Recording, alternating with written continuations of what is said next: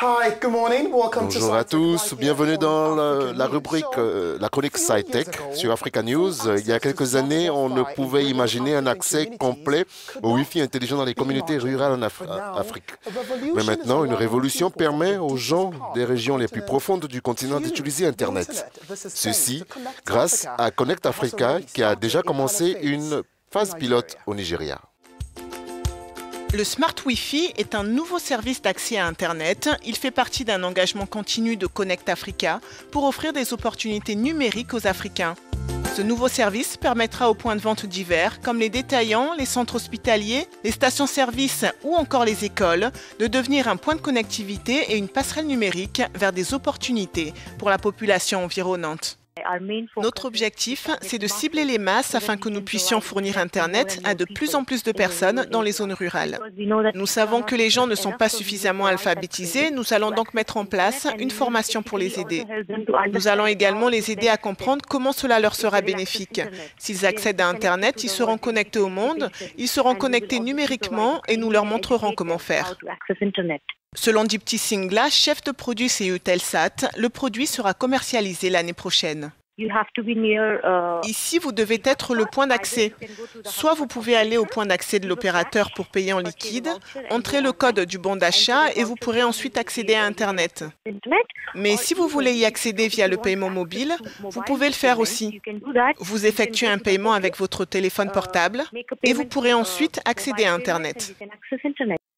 Créé en 2015 par Eutelsat, Connect Africa veut atteindre plus de foyers avec des solutions haut débit par satellite en Afrique.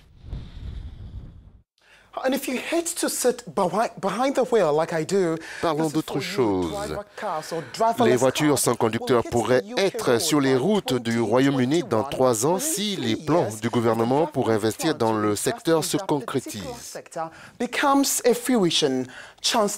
chancelier Philippe Hammond a déclaré que l'objectif était d'avoir des voitures entièrement sans conducteur, sans personnel de sécurité à bord avant 2021. Interrogé sur la perte potentielle d'emplois pour les conducteurs, il a déclaré que le pays ne pouvait pas se cacher du changement et que le gouvernement devait doter les gens de compétences pour entreprendre de nouvelles carrières. Le 9 novembre, une navette sans conducteur testée à Las Vegas aux États-Unis a été victime d'une collision qui a duré 1 heure après son premier jour de travail, mais ce n'était pas la faute du véhicule. Le saviez-vous, l'igname de Guinée, l'igname blanc de Guinée peut maintenant avoir son sexe déterminé.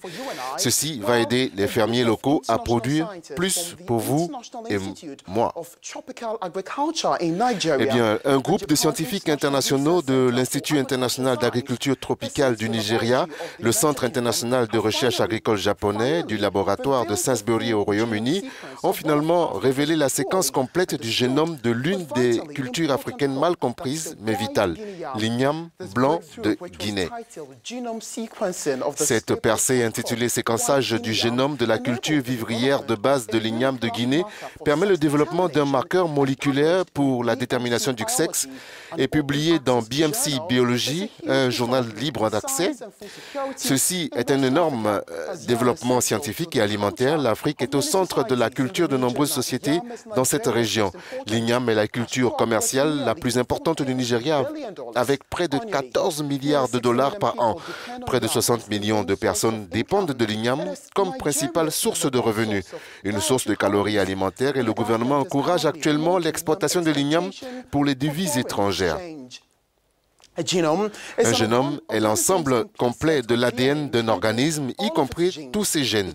Chaque génome contient toutes les informations nécessaires pour construire et maintenir cet organisme. Ainsi, avec le séquençage du génome, les scientifiques peuvent déterminer l'ordre des nucléoïdes de l'ADN. Vous pouviez donc demander ce que les scientifiques feraient de cette connaissance de la séquence génomique de l'igname. Eh bien, cela leur permet d'améliorer leur les nutriments et le rendement de la culture en comprenant les traits clés tels que la floraison, l'immunité contre les maladies, ce qui facilite l'élevage de nouvelles variétés. Les scientifiques croient que cette percée aidera les producteurs d'igname en Afrique car ils peuvent maintenant même distinguer entre les mâles et les femelles au stade de semer. Je suis Ignatius Agnew pour la chronique SciTech dans le Morning Call. Well, thank you for the title.